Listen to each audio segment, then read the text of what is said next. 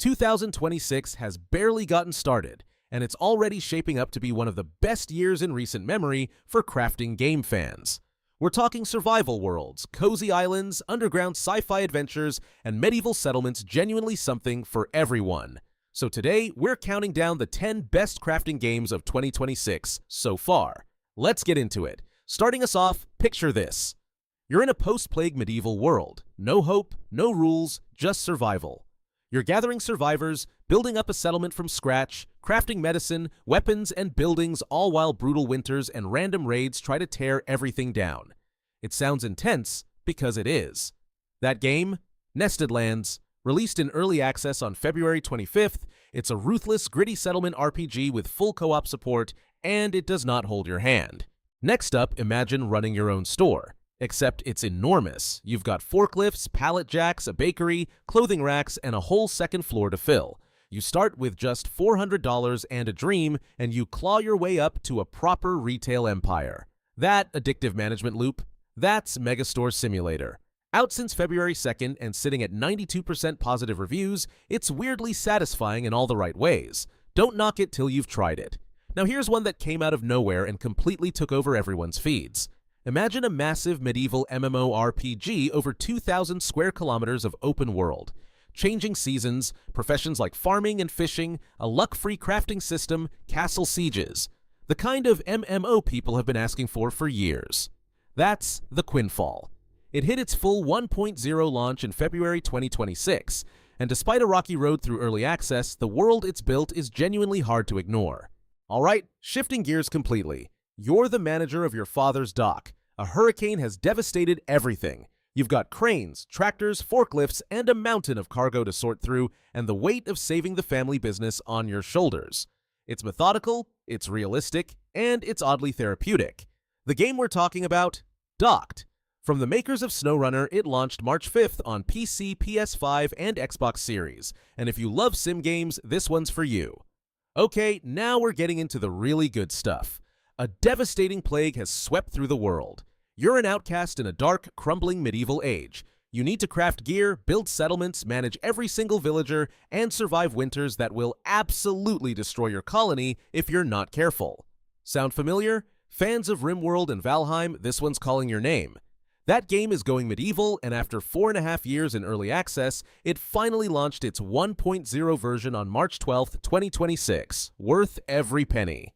Halfway through the list, and here's one that the cozy gaming community simply cannot stop talking about.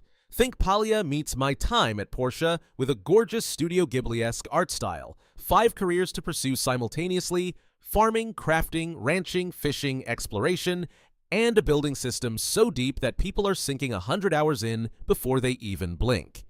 PC Gamer called it the can't-miss cozy game of 2026. That game is Starsand Island.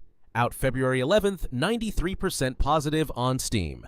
A pure, unfiltered joy. Now we're heading underground.